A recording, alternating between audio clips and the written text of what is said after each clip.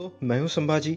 Mutual fund और investment से जुड़े एक और वीडियो में आपका स्वागत है। आज हम बात करेंगे फ्रैंकलिन बिल्ड इंडिया फंड के बारे में, और ये इतना अच्छा फंड है कि ये आपके पोर्टफोलियो में हमेशा और जरूर रहना चाहिए। तो चलिए देखते हैं फ्रैंकलिन इंडिया बिल्ड फंड कैसा है, उसके रिटर्न्स कैसे रहे हैं और उसका ओवरव्यू आज शुरू करते हैं। तो फ्रैंकलिन बिल्ड इंडिया फंड, जैसे कि इसके नाम में ही लिखा है, ये इंडिया के बिल्ड सेक्टर पे, यानी कि ऐसे सेक्टर्स जो इंडिया को बिल्ड करते हैं, इंडिया की इकोनॉमी को चलाते हैं, ऐसे सेक्टर्स में ये प्राइमरीली इन्वेस्ट करता है। ये बिलोंग करता है फ्रैंकलिन इंडिया एएमसी को। फ्रैंकलिन इंडिया एएमसी मेरे हिसाब से one of the best performing AMC में से एक है और one of the oldest AMC में से एक है। उनके बहुत अच्छे अच्छे फंड है फ्रैंकलिन के, तो आपको जरूर बाकी फंड में भी इन्वेस्ट करना चाहिए। उसके बारे में हम लोग आने वाले वीडियोस में देखेंगे। बट ये ऐसा फंड है जिसे मैं बुल मार्केट फंड के नाम से बोलना चाहूंगा, क्योंकि इस फंड ने बुल मार्केट में बहुत ही अच्छा परफॉर्म किया है। चाहे वो 2009 का मार्केट हो, 2012 का मार्केट हो, इस ईयर्स में इस फंड ने बहुत अच्छा परफॉर्म किया है। ये टिपिकली बिलोंग करता है इंफ्रास्ट्रक्चर कैटेगरी फंड को और इंफ्रास्ट्रक्चर सेक्टर फंड्स को, तो इससे कैटेगराइज किया जाता है इंफ्रास्ट्रक्चर फंड के नाम से। बट यदि आप एक एग्रेसिव इन्वेस्टर हैं और आप चाहते हैं कि आपके पोर्टफोलियो में एक एग्रेसिव फंड रहे जो आपको अच्छा रिटर्न दे पाए जब मार्केट बहुत ही अच्छा कर रहा होगा, तो आपको जरूर इस फंड में लॉन्ग टर्म के हिसाब से, लॉन्ग टर्म के व्यू से इन्वेस्ट करना चाहिए।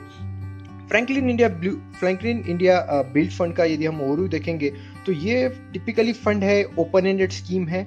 ये लॉन्च हुई है अगस्त 10, 2009 में। इसका जो बेंचमार्क इंडेक्स है वो है निफ्टी 500। इसका एसेट साइज लगभग काफ़ी अच्छा है, लगभग 700 करोड़ के ऊपर है अभी। इसमें मिनिमम इन्वेस्टमेंट आप 5000 रुपीज से कर सकते हो। यदि हम इसके फंड मैनेजर के बारे में बात करेंगे तो इसके प्राइमरीली दो फंड मैनेजर्स है, एक है आनंद राधाकृष्णन और दूसरे है रोशी जैन। चलिए देखते हैं लोड एग्जिट कैसा है। लोड एग्जिट थोड़ा हेवी है, इसमें आपको 1% चार्ज देना पड़ेगा यदि आप डेट ऑफ अलॉटमेंट से 2 साल के अंदर इस स्कीम से एग्जिट करते हो। तो 2 साल, ध्यान रखिए, आपको 2 साल के अंदर इस स्कीम से नहीं निकलना है यदि आपको 1% एग्जिट लोड नहीं देना है। तो पीयर्स देखते हैं इस फंड के साथ कौन से स्कीम्स है जो पीयर है, कम्पीट कर रहे हैं। Invesco India infrastructure fund, Kotak infrastructure and economic reform fund और एल&टी इंफ्रास्ट्रक्चर फंड, ये 3 फंड है जिनके साथ ये स्कीम कम्पीट करती है।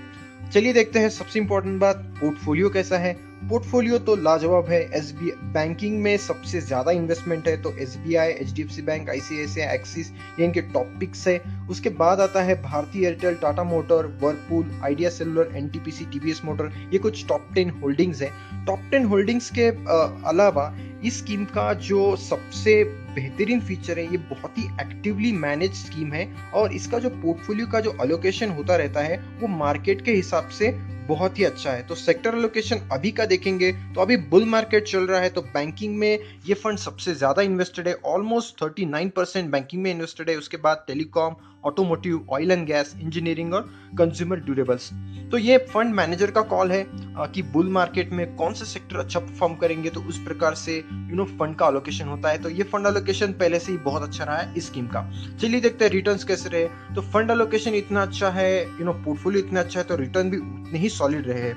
यदि आप 5 इयर्स का रिटर्न देखेंगे इस फंड का तो एक्सेप्शनली हाई है, 28.2% दिया है। 3 इयर्स का रिटर्न 23.1%, 2 इयर्स का रिटर्न 14.2%, लास्ट 1 ईयर का रिटर्न भी काफी अच्छा है, 22.4%। चलिए देखते हैं एब्सोल्यूट रिटर्न। एब्सोल्यूट रिटर्न के बारे में जैसे मैं आपको पहले बता रहा था, ये फंड बना है बुल मार्केट के लिए।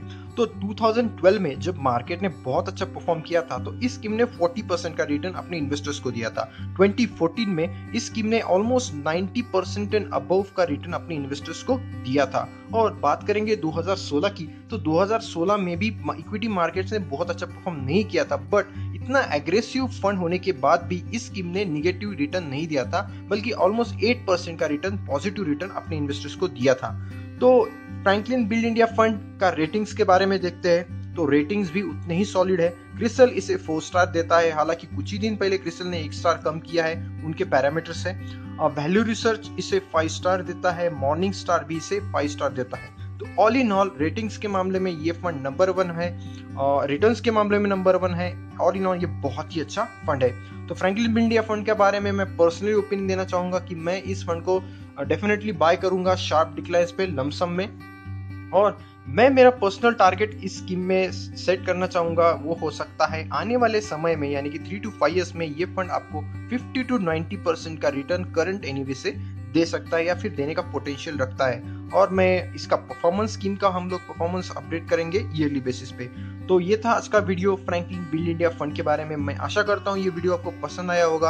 आपके जो कोई भी सुझाव है, जो कोई भी क्वेश्चन है फ्रैंकलिन बिल्ड इंडिया फंड के बारे में, आप मुझे प्लीज कमेंट सेक्शन में भेज दीजिए और जरूर बताइए आपको मेरे वीडियोस कैसे लगते हैं। Thanks for watching. मैं आशा करता हूँ आपको वीडियो पसंद आया होगा। मेरे चैनल को प्लीज सब्सक्राइब कीजिए, वीडियोस को लाइक कीजिए और दोस्तों और इन्वेस्टर कम्युनिटी के साथ जरूर शेयर कीजिए।